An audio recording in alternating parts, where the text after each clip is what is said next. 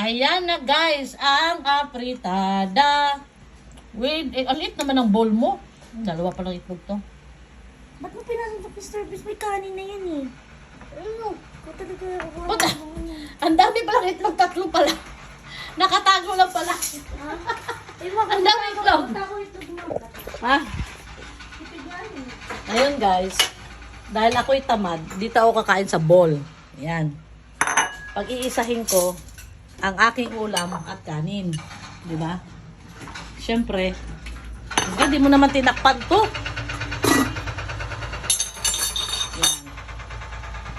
Kasi, uupo ako sa sala. Manunod ako ng, yan. Ano lang guys, mga 1 cup lang ating kanin. Ayan, 1 cup lang yan. Oh. Yan, 1 cup. Ngayon, kukuha tayo ng ulam.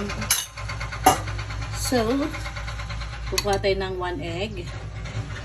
Yan.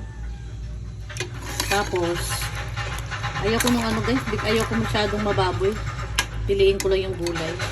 Yan. Diba? Toppings ang ano natin yan. Ang ating peg ngayon, toppings. Ayan.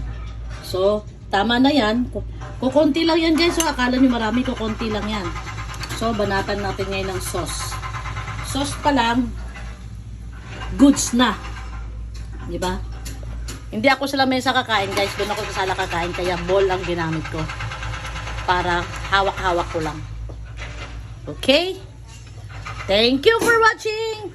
And this is my afritada with egg. Oy, si Summer pala. Teka, bago ako kakain, handaan ko muna si Summer. Nakalimutan ko guys.